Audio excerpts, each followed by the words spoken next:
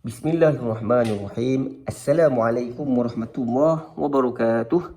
Tuan-tuan dan puan-puan yang dirahmati oleh Allah Subhanahu wa taala sekalian. Marilah kita memulakan pengajian kita ini dengan membaca Ummul Kitab Al-Fatihah.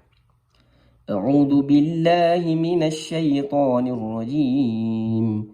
Bismillahirrahmanirrahim.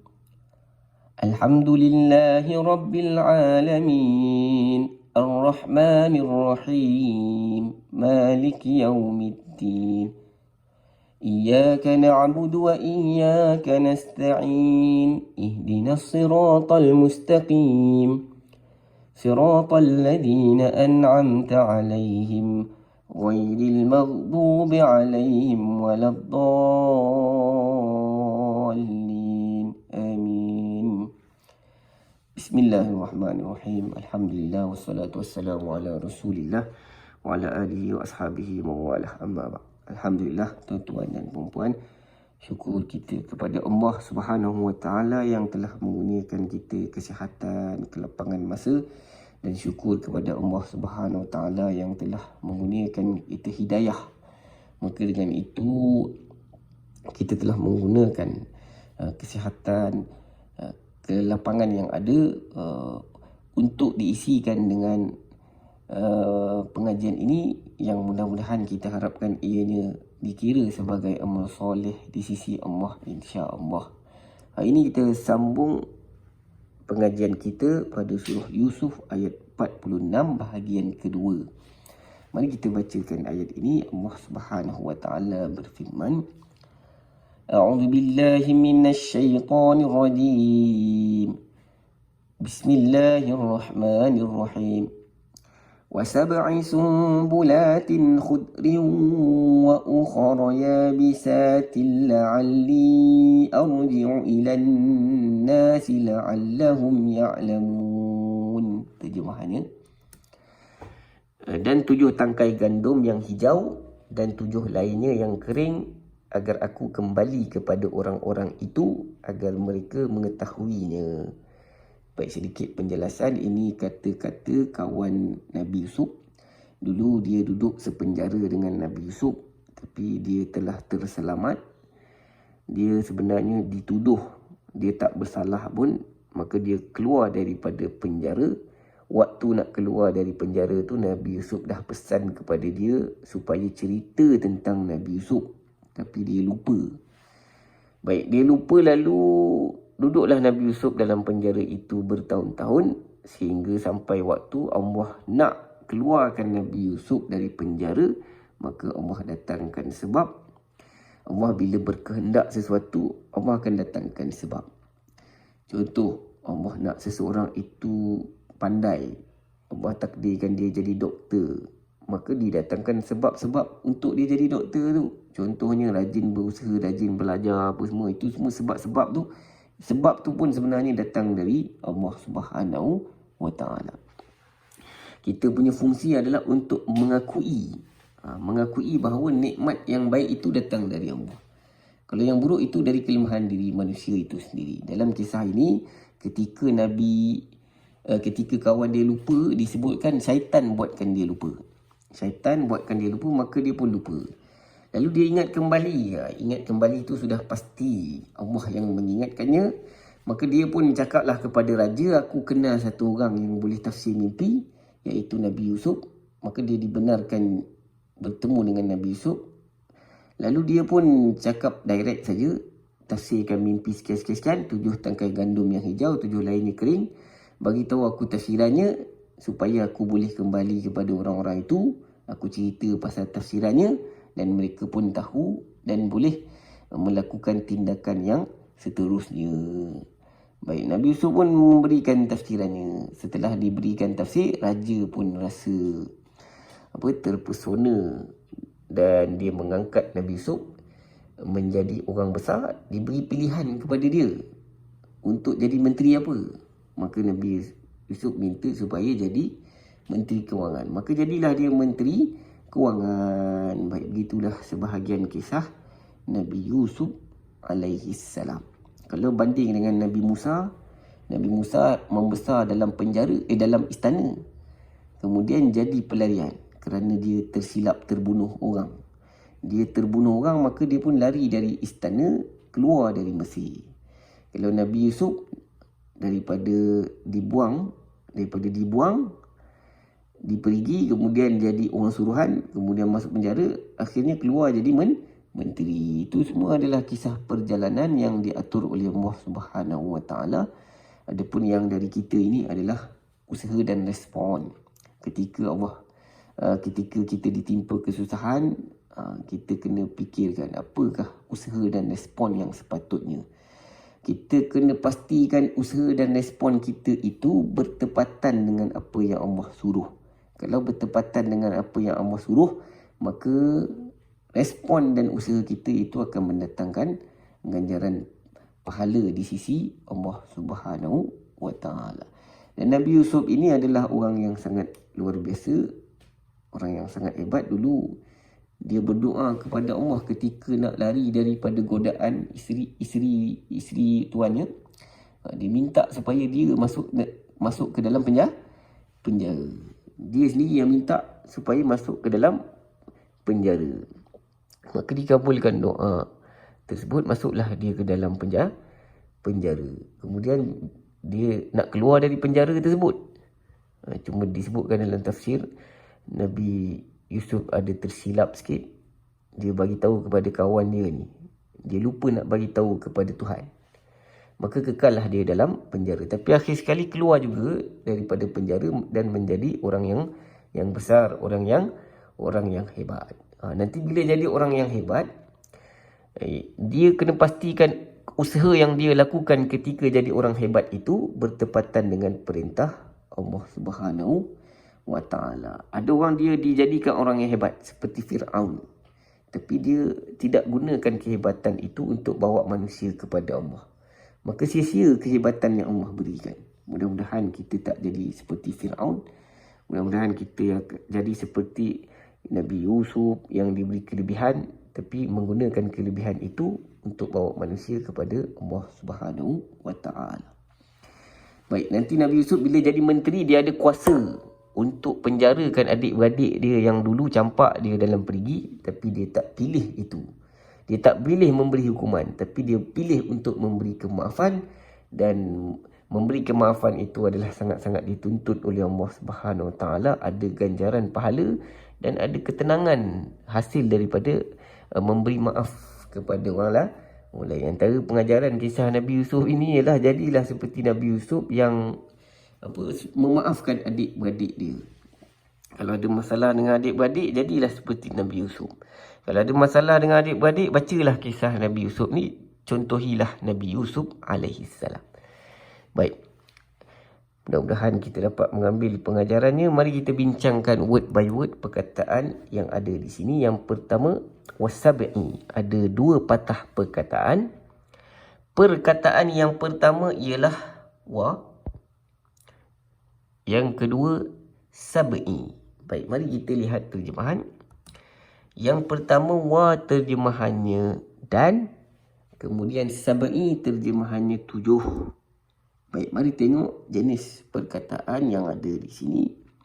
Yang pertama, wa dan itu harf ataf. Kemudian sab'i ini adalah kalimat isim.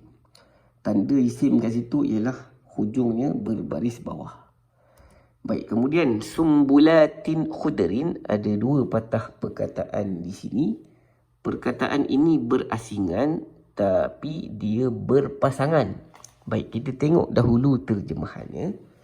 Perkataan yang pertama, sumbulat, maksudnya tangkai-tangkai. Kemudian khudrin maknanya yang hijau-hijau. Baik, dua-dua perkataan itu adalah isim kerana ada tanwin, ada baris bawah. Kemudian kedua-dua isim itu sama tanwin, sama baris, sama bilangan, sama jantinanya. Maka dia adalah pasangan zat dan sifat. Dalam bahasa Arab, sifat kena ikut zat. Kalau zat baris bawah, maka sifat pun kena baris bawah. Kalau zat ada tanwin, maka sifat pun kena ada tanwin. Kalau zatnya jamak, jamak sifatnya pun kena jamak juga. Baik, seterusnya perkataan yang seterusnya yang berikutnya wa ukhara, ada dua patah perkataan. Perkataan yang pertama wa terjemahannya dan, kemudian ukhara terjemahannya yang lain-lain. Baik, tengok jenis perkataan yang ada di sini. Yang pertama wa dan, itu adalah harf ataf. Kemudian ukhara itu kalimat isim. Baik, selalunya isim kena ada tanda, sama ada alif lam atau tanwin atau baris bawah, tapi kat sini tak ada tanda. Kita tahu dia isim sebab tengok pada maknanya. Kemudian ya bisatin, maksudnya kering-kering. Ini kalimat isim. Tanda yang menunjukkan dia kalimat isim ada dua. Yang pertama baris bawah di hujung, yang kedua tanwin. Baik, di hujung ya bisatin ada alif ta. Alif ta itu huruf penambahan. Fungsi penambahan alif ta itu adalah sebagai tanda jamak muannas salim. Baik, orang perempuan kalau jadi jamak dalam bahasa Arab dipanggil jamak muannas salim. Kalau bukan orang pun dipanggil jamak muannas salim. Tandanya ialah ada tambahan alif ta di hujung.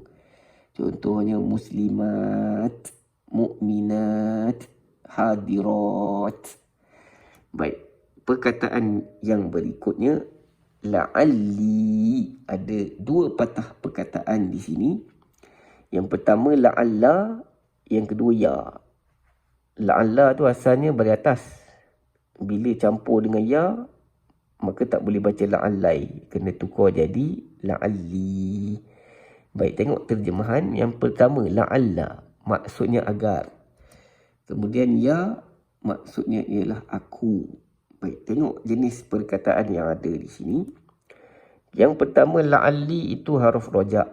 Orang Melayu boleh panggil haruf pengharapan. Kita selalu dengar dalam Al-Quran. Allah berfirman, la'allakum tuflihun, la'allakum tattaqun. Baik, kalau jumpa la'alla tu maknanya agar atau mudah-mudahan ataupun semoga. Ataupun apa-apa perkataan yang menunjukkan pengharapan. Apa-apa yang menunjukkan rojak. Rojak tu maknanya pengharapan. Baik, seterusnya selepas la'alli ya. Ya tu maknanya aku, itu domir muttasil merujuk kepada kawan Nabi Yusuf yang menjadi pelayan raja. Baik, yang berikutnya arji'u, terjemahannya aku kembali. Ini fi'il mudhari'. Tanda fi'il mudhari' kat sini ada dua. Yang pertama hamzah, yang kedua hujung baris depan.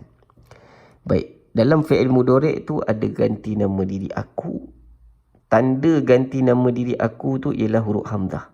Huruf hamzah kat sini ada dua fungsi. Fungsi yang pertama ialah dia tanda fi'il mudhari'. Fungsi yang kedua ialah tanda ganti nama diri aku. Kalau dia, kita kena buang hamzah tu, letak ya. Kalau kau letak ta. Kalau kami letak nun. Baik, seterusnya perkataan yang berikutnya ila, terjemahannya ke. Ini haruf jar. Kita dah biasa jumpa. Perkataan yang berikutnya an-nasi. Maksudnya manusia-manusia. Ini adalah kalimat isim. Dekat depan dia ada alif lam. Alif lam itu tanda isim. Dan dia mengkhususkan isim tu. Alif lam ni dia ada dua fungsi. Ada dua fungsi alif lam. Yang pertama tanda isim. Fungsi yang kedua dia mengkhususkan isim ni. Kat sini An-Nas ni merujuk kepada raja-raja dan pembesar-pembesar. Baik, perkataan yang berikutnya la'allahum. Ada dua patah perkataan.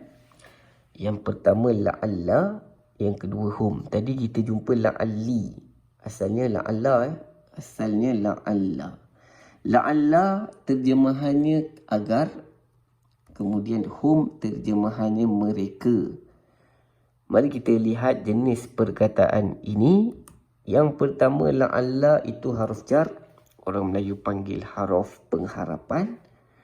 Kemudian hum, maksudnya mereka itu domir muttasil merujuk kepada raja dan pembesar-pembesar tadi. Baik, yang berikutnya ya'lamun. Ya'lamun maksudnya mereka tahu. Ini fi'il mudhari'. Tanda fi'il mudhari' kat situ ialah ada huruf ya dekat depan.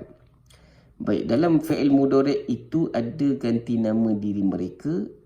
Ganti nama diri mereka itu dianggap sebagai ganti nama diri tersembunyi. Ganti nama diri mereka itu ada tandanya. Tanda dia ialah huruf ya dan waw nun ya. Kalau huruf ya tu saja, tidak ada waw nun, maka dalam fi'il mudhari' itu akan ada ganti nama diri dia. Kalau ya saja dia. Kalau mereka kena ada ya dan waw nun. Baik, ini kita nak cerita pasal nombor tadi surah Yusuf ayat 46 bahagian kedua tadi selesai. Minggu lepas kita cerita juga pasal nombor. Minggu lepas kita cerita pasal nombor giliran dan nombor pecahan. Minggu ni kita nak bincang nombor belasan dan nombor puluhan. Baik, nombor contoh kat sini ahad. Tukar jadi belasan, ahada asyara. Kalau nombor puluhan, asyarah. Baik, mari saya terjemahkan. Ahad maksudnya satu. Kalau ahada asyara, 1 campur 10, iaitu 11. Baik, kalau asyarah ni maknanya 10. Baik, seterusnya kalau 2 isnain. Kalau 12, isnai asyar. Kalau nombor puluhan, ishrun. Ishrun maksudnya 20. Ujungnya ada tambah waw nun. Baik, orang Arab kata kalau nombor belasan, kita kena tambah perkataan asyar. Kalau nombor puluhan, hujung dia kita tambah waw nun ataupun ya nun, kecuali 10. 10 tak ada waw nun dengan ya nun. 10 ni asyarah. Kalau 20 dan ke atas, baru kita tambah waw nun ataupun ya nun. Baik, waw nun dengan ya nun itu tanda jamak. Tapi dekat nombor dia membawa maksud puluh. Kalau nombor kita tambah waw nun atau ya nun, maka dekat terjemahan nombor tu akan jadi nombor puluhan. Baik, tengok nombor seterusnya. Nombor 3. 3 salasah. Kalau 13 tambah perkataan asyar, bunyinya jadi salasah asyar. Kalau nombor puluhan tambah waw nun atau ya nun, bunyinya akan jadi salasun ataupun salasin. Baik, seterusnya nombor 4. 4 dalam bahasa Arab arba'ah. Kalau 14, arba'ata asyar. Kalau 40, arba'un ataupun arba'in. Baik, ulang lagi sekali. Kalau nombor belasan, untuk perkataan belas tu kita tambah perkataan asyar. Kalau nombor puluhan, untuk perkataan puluh kita tambah waw nun ataupun ya nun. Waw nun dengan ya nun itu asalnya tanda jamak muzakkar salim. Tapi dekat nombor, waw nun dengan ya nun itu dia tanda bagi perkataan puluhan. Nombor kalau ada waw nun atau ya nun, maka nombor itu adalah nombor puluhan. Cuma dalam ayat, kadang-kadang kena guna waw nun, kadang-kadang kena guna ya nun. Baik, bila dalam ayat tu, kalau nombor tu jadi mubtada', kalau nombor tu jadi mubtada' atau khabar kena baris depan, maka kita guna waw nun. Kalau dalam ayat tu nombor tu kena baris bawah atau baris atas, maka guna ya nun. Baik, tengok nombor seterusnya. Saya ulang tuan-tuan. Kalau nombor belasan tambah perkataan asyar.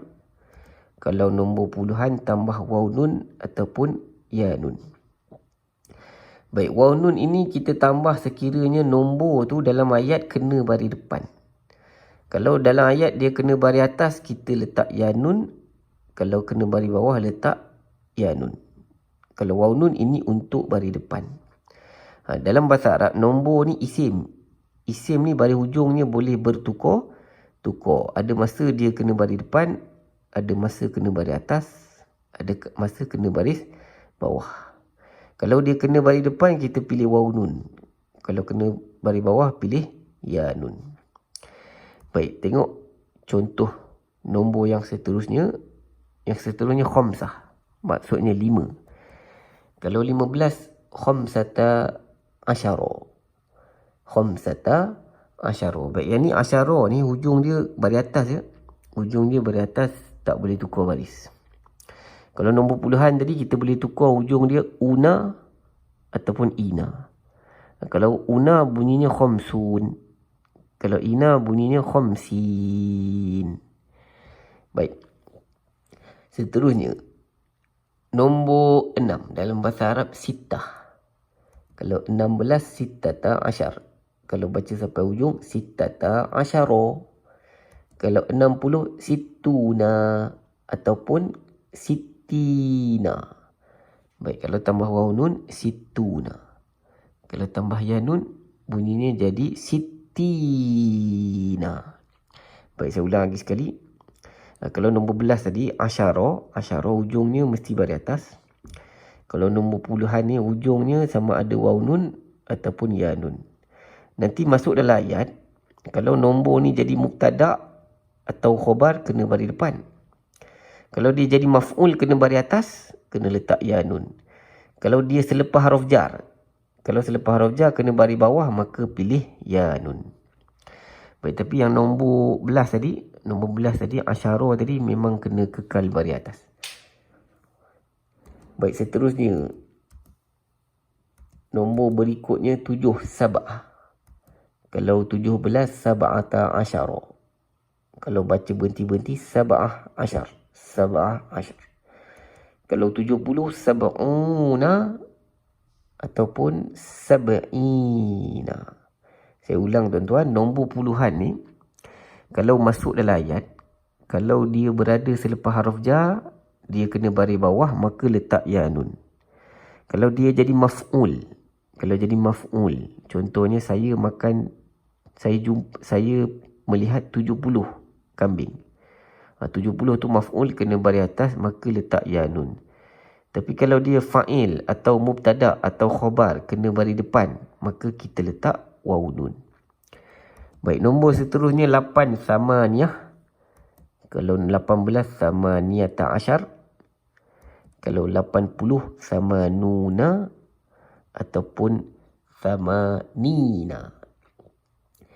Baik, seterusnya nombor 9, tis'ah. 9 dalam bahasa Arab, tis'ah. Kalau 19, tis'ata asyara. Tis'ata asyara. Kalau nombor puluhan, tis'una. Tis'una. Kalau letak ya nun, tis'ina. Saya ulang lagi sekali tuan-tuan, nombor puluhan ini hujungnya sama ada letak waw nun ataupun ya nun. Kita letak ya waw nun kalau dalam ayat tu dia kena baris depan. Kalau dia selepas huruf jar, kena baris bawah, letak ya nun. Kalau dia maf'ul, kena baris atas, letak ya nun. Baik, seterusnya. Nombor 10. 10 dalam bahasa Arab, asyarah. 10 tidak ada belas ya. Tidak ada 10 belas. Tidak ada. Kemudian nombor puluhan 10 tu sama jugalah asyarah juga, tapi dia tak ikut penambahan waw nun dengan ya nun tu. Untuk nombor 10 kita guna perkataan asyarah, tak ada tambah waw nun ataupun ya nun. Tapi nombor 20, 30, 40, 50, 60 sampailah 90 kita tambah waw nun atau ya nun. Kalau 100 ada perkataan khusus. 100 dalam bahasa Arab mi'ah. Mi'ah makna dia ialah 100. Baik, habis cerita untuk sesi kali ini. Mudah-mudahan apa yang disebutkan tadi dapat difahami dan diingati insya-Allah. Sekian saja, tutup dengan tasbih kafarah dan surah wal asr. Subhanakallahumma wa bihamdika asyhadu an la ilaha illa anta astaghfiruka wa atubu ilaik. Bismillahirrahmanirrahim. Wal asr innal insana lafi khusr illa alladhina amanu wa amilus solihat wa tawassaw bil haqq wa tawassaw bis sabr. Baik, sekian saja. Wassalamualaikum warahmatullahi wabarakatuh.